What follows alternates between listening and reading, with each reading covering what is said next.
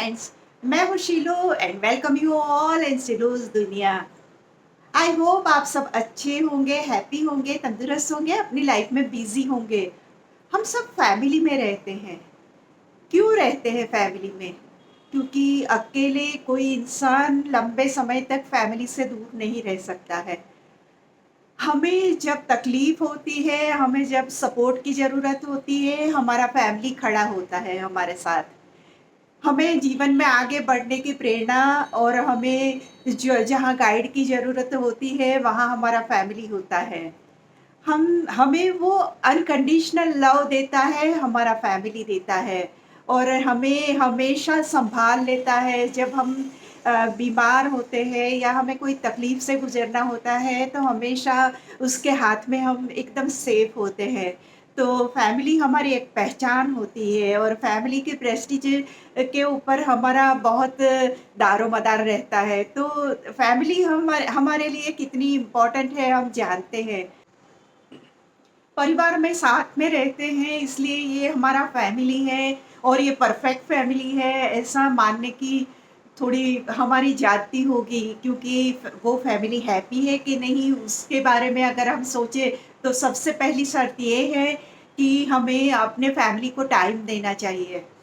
हम अपने कामों में इतने उलझे हुए होते हैं तो घर में एक इतना फिक्स टाइम करना चाहिए कि जैसे कि सुबह को सबको मालूम है अपने अपने काम में सब निकल जाते हैं, पर रात के टाइम पे जैसे फिक्स टाइम कीजिए कि डिनर का टाइम फिक्स है और सभी मेंबर फैमिली मेंबर साथ में उस टाइम पे बैठ के खाना खाएंगे। हो सकता है उस टाइम पे आप हल्के-फुल्के मूड में कुछ अच्छी सी मज़ाकिया टोन में अच्छे से बात करें, या फिर ऐसे भी हो सकता है कि पूरे दिन क्या हुआ उसके बारे में बात करें, यानी रिलैक्सिंग मूड में सब सदस्य साथ में बैठ के खाना खाएँगे, तो ये एक बहुत क्वालिटी टाइम रहता है।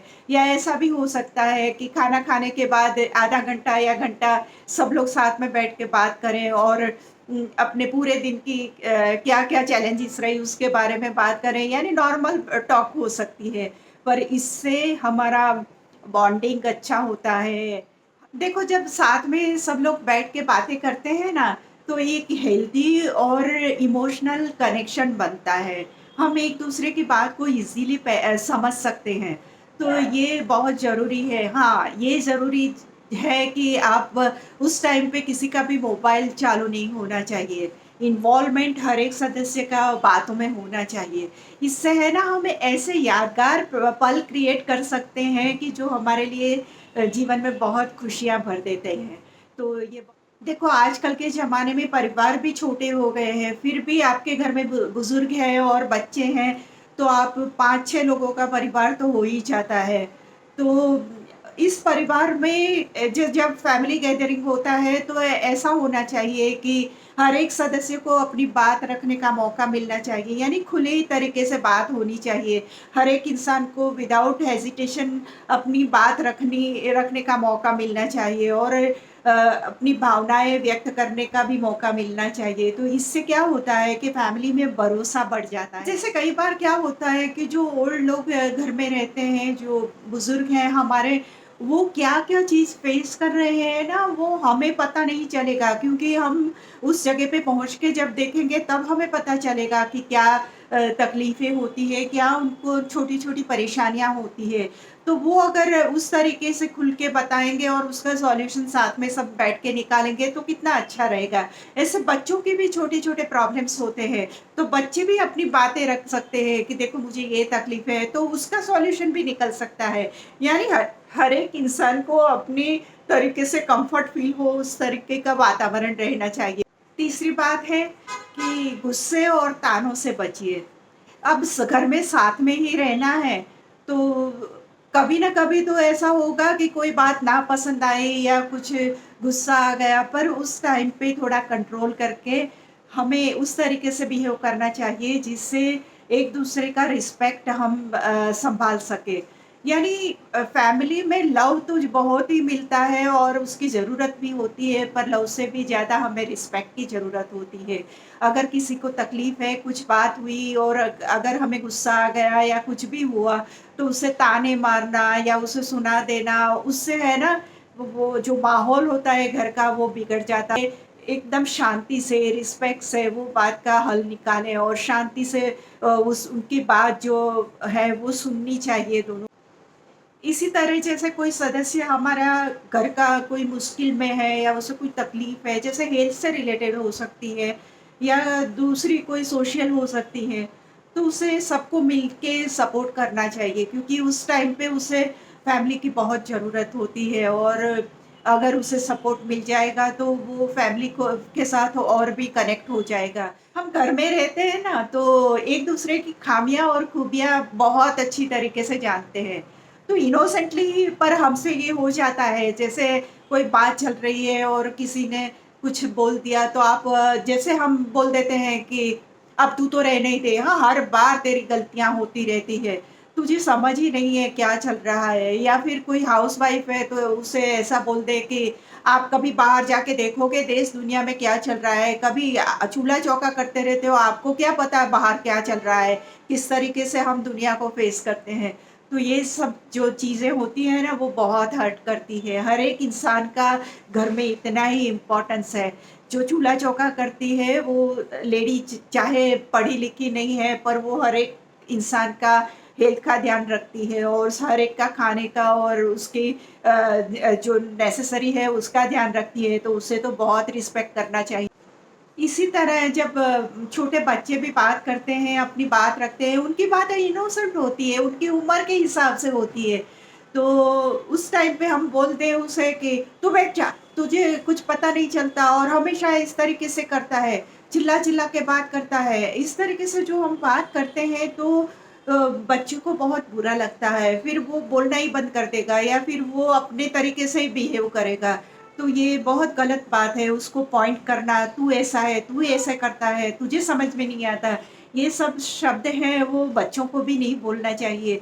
उससे उनका जो रिस्पेक्ट है वो उनका उनकी ही नज़रों में बहुत कम हो जाता है और फिर उनको वो कॉन्फिडेंस से बिल्डअप नहीं होता कि 4 लोगों के साथ किस तरीके से बात किया जाए। तो अगर आप घर के बुज़ुर्ग हैं तो आपको प्यार जताना आना चाहिए। यानी कि जो बच्चे होते हैं वो हमेशा आपके एक्सपीरियंस से कुछ सीखने का प्रयत्न करते हैं और दूसरी बात उन्हें आपसे प्यार मिलना चाहिए, ये वो आशा करते हैं आपसे। तो जैसे कुछ बात है तो बच्चे के सिर पर हाथ फेरना या फिर उसकी पीठ थपथपाना या फिर उसको अच्छे से अच्छे वर्ड्स बोलना, एक स्माइल दे देना, इस ये सब जो चीज़ें हैं ना वो इतना प्यार जताती है और उससे आपका और फैमिली मेंबर्स का बॉन्डिंग बहुत अच्छा हो जाएगा। तो अपनी भावनाओं को आप अच्छी तरीके से व्यक्त कर सकोगे तो फॉर एग्ज़ाम्पल जैसे आप बड़े हैं और आपका बेटा रात को थोड़ा लेट आता है और वो आप नोटिस करते हैं 3-4 रोज़ से ये हो रहा है, आपको उसको देख के बहुत गुस्सा आता है, हर रोज़ वो लेट करता है, तो आप ऐसा कह सकते हैं उसको कि गुस्से के बदले थोड़े आराम से पर थोड़ा पूरा जो बातचीत का माहौल है ना वही चेंज हो जाएगा, यानी इंटेंशन चेंज हो जाएगा कि बेटा तू लेट आता है ना तो मुझे बहुत चिंता होती है, तू लेट मत आया कर, राइट टाइम पे घर पे पहुँच जा। तो ये बात बहुत ही अच्छी तरीके से जो आपको कहना है वो तो आप कह ही दोगे, पर जो शब्द है उसमें प्यार और फ़िक्र है उसकी तो वो बात बहुत उसको अच्छी लगी। 2 बहुत इम्पोर्टेंट वर्ड है, प्लीज़ एंड थैंक यू। हम इसका इस्तेमाल बहुत ज़्यादा नहीं करते। हाँ, बाहर जाते हैं तो थोड़ा बहुत हो जाता है उसका इस्तेमाल, पर घर में तो कभी हम वो इस्तेमाल करते ही नहीं हैं। क्यों ऐसा करते हैं? हर एक सदस्य अपने तरीके से कोशिश करता है कि घर में जो भी काम है वो पूरा करे। तो हम उसको बोल सकते हैं कि थैंक यू या फिर उसे कह सकते हैं कि प्लीज़ ज़रा इतना कर दो। क्योंकि उससे वो इंसान को आप रिस्पेक्ट दे रहे हो, ऐसा लगेगा, उसकी कदर कर रहे हो, ऐसा लगेगा। तो ये शब्दों का इस्तेमाल हमें सीखना पड़ेगा। थोड़े टाइम पहले जब मैं ऑस्ट्रेलिया गई थी अपनी बेटी के यहाँ, तो मुझे बहुत अजीब लगा कि हस्बैंड वाइफ भी एक-दूसरे को थैंक यू और प्लीज़ से बात कर रहे हैं। तो मैंने सोचा अरे भाई खाना बनाते हैं तो उसमें क्या थैंक यू कहना, पर ये मेंटालिटी बहुत ही गलत है। हमें हर एक चीज़ को एप्रिशिएट करना चाहिए। हमारी माँ जो खाना बना के हमें देती है, तो वो कितनी मेहनत करती है, या हमारी वाइफ़ जो बना के देती है, तो कितनी मेहनत लगती है खाना बनाने में। तो उसे थैंक यू तो बनता ही है, हम क्यों नहीं कहते हैं। उस तरीके से बच्चों से लेके बड़ों से लेके हर एक इंसान को हमें थैंक यू और प्लीज़ से नवाज़ना चाहिए। मैं पहले जहाँ रहती थी ना, वहाँ पे मैंने एक अजीब फैमिली देखा था। वहाँ पे वो लोग 50 लोग एक ही घर में रहते थे, और वो बड़ा हवेली जैसा घर था, पर उन लोगों ने जो फैमिली को मैनेज किया था, वो बहुत ही अच्छी तरीके से किया था। हो सकता है कि उनका जो बिज़नेस था, तो वो कॉमन होने की वजह से सब साथ में रहते होंगे, पर जो मैनेज करते थे, वो इतना अद्भुत था। जैसे कोई छोटा-सा बच्चा है, उसकी बर्थडे है, या बड़ा बुज़ुर्ग है, उसकी बर्थडे है, वो लोग इतने अच्छे तरीके से उसे सेलिब्रेट कराते थे। यानी उस रोज़ उसकी पसंद का खाना बनता था, स्वीट्स बनती थी, यानी उसे स्पेशल फ़ील करवाते थे। तो ये बहुत ही इम्प्रेसिव बात थी उस फैमिली की। हाँ, मैं समझ सकती हूँ, ये मैंने एग्ज़ाम्पल के लिए दिया है। अब तो इतने बड़े शायद फैमिली सिटीज़ में तो नहीं होते हैं, पर जो भी हमारे घर के सदस्य हैं, उनकी स्पेशल डेज़ को ऐसे सेलिब्रेट किया जाए। जैसे बच्चे हैं, तो बच्चे ने अच्छे मार्क्स से पास किया है स्कूल का एग्ज़ाम, या फिर वो क्रिकेट में चलो बहुत ही अच्छा खेल रहा है, तो आज उसके फ्रेंड्स को बुला लिया, या फिर बड़े-बुज़ुर्ग हैं, उसकी मैरिज एनिवर्सरी है, उनकी बर्थडे है, ऐसे स्पेशल डेज़ होते हैं, उसको सेलिब्रेट करना, ये सब चीज़ें हैं ना, फैमिली की बॉन्डिंग बहुत बढ़ाते हैं।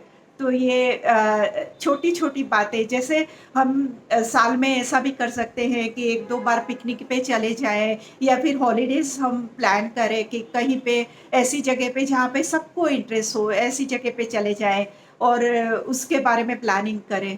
ऐसा भी हो सकता है कि हॉलिडेज़ आपने प्लान किया है, तो किसी को बोल दें कि आप टिकट्स बुक कर देना, आप होटल का मैनेज कर लेना, आप बीच का जो इतनी जगह है हमें देखनी है, उसके बारे में सोच लेना। यानी काम को बाँट देना, तो हर एक को अपना इम्पोर्टेंस भी लगेगा, और हर एक को इन्वॉल्वमेंट भी लगेगा कि ये नहीं इन्होंने रेडीमेड करके दे दिया और हमें उसे फॉलो ही करना है, ऐसा नहीं लगेगा। हर एक इंसान को वो अच्छा लगेगा कि मेरे पास, बच्चों को भी दे सकते हैं छोटे-छोटे काम, गेम्स के बारे में ऐसे। तो ये सब चीज़ें एक इन्वॉल्वमेंट बढ़ा देता है, इम्पोर्टेंस बढ़ा देता है, बॉन्डिंग बनाता है, इमोशनल कनेक्शन बनाता है, और हेल्दी रिलेशन बनाता है। सो फ्रेंड्स, ये था आज का वीडियो, और इसमें हमने देखा कि हमारे फैमिली को सभी लोगों के चेहरे पर अच्छा सा स्माइल रहे, खुशहाल रहे, ऐसा, और ईगो को साइड पे हमेशा रखना चाहिए। उस टाइम पे फैमिली की बात आती है, वहाँ पे ईगो नहीं लाना चाहिए। सबकी खुशी, सबका ध्यान, सबके बारे में सोच के आगे बढ़ना चाहिए। सो फ्रेंड्स, आज का वीडियो हम साथ-साथ है वाला वीडियो है, और अगर हम ये छोटे-छोटे पॉइंट्स का ध्यान रखेंगे, तो हमारा फैमिली भी हैप्पी फैमिली बनेगा। तो आज का वीडियो यहाँ पे ख़त्म करती हूँ, और अगर आपको मेरे वीडियोज़ पसंद है, तो प्लीज़ मेरे चैनल को सब्सक्राइब कीजिए, लाइक कीजिए, शेयर कीजिए, और मिलते हैं कुछ अच्छे से नए आइडियाज़ के साथ, कि जो हमारे लाइफ़ को और भी बेहतर बना सके। तब तक के लिए बाय-बाय।